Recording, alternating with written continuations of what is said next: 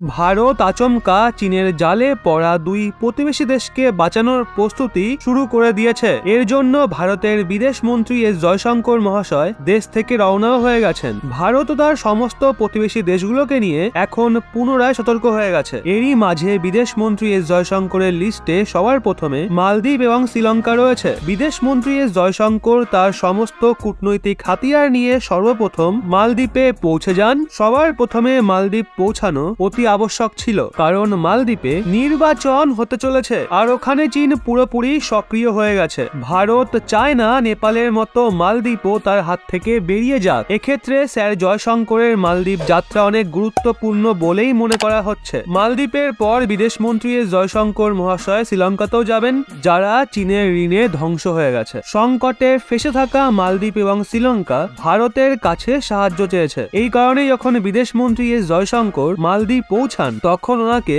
জোরদারভাবে স্বাগত জানানো হয়। জয়শঙ্কর মহাশয় এমন সময়ে মালদ্বীপ গেছেন যখন মালদ্বীপে চীনের ইশারায় ইন্ডিয়া আউট ক্যাম্পেইন চালানো হচ্ছে। এই ক্যাম্পেইনকে মালদ্বীপের পূর্ব রাষ্ট্রপতি আব্দুল্লাহ ইয়ামিন চালাচ্ছেন, যে অনবরত ভারতের বিরুদ্ধে বিষাক্ত স্টেটমেন্ট দিচ্ছে। আব্দুল্লাহ ইয়ামিনের পার্টির এক নেতা ভারতের দূতাবাসে হামলার ষড়যন্ত্র পর্যন্ত করেছিল। আব্দুল্লাহ ইয়ামিন চায় যে কোনোভাবে দ্রুত হওয়া সাধারণ নির্বাচনে ভারত সমর্থক ইব্রাহিম মোহাম্মদ সলির বর্তমান সরকারকে ক্ষমতা থেকে সরানো যায়। এর জন্য আব্দুল্লাহ ইয়ামিন চীনের পুরো সঙ্গ পাচ্ছে। যদিও মালদ্বীপের পর জয়শঙ্কর শ্রীলঙ্কা যাচ্ছেন। শ্রীলঙ্কাও এই সময় গম্ভীর আর্থিক সংকটের সঙ্গে মোকাবিলা করছে। ভারত গত কিছু মাসে শ্রীলঙ্কাকে বাঁচানোর জন্য বিলিয়ন বিলিয়ন ডলার সহায়তা পাঠিয়েছে। শ্রীলঙ্কা চীনা ঋণে জালে ফেসে কিছুই করতে পারছে না। এর জন্য তারা ভারতের কাছে সাহায্য চেয়েছে। দেশকে বাঁচানোর জন্য শ্রীলঙ্কার সরকারকে আইএমএফ থেকে 2.9 বিলিয়ন ডলারের ঋণ নিতে হবে। আইএমএফ এর শর্তকে পূরণ করার জন্য শ্রীলঙ্কা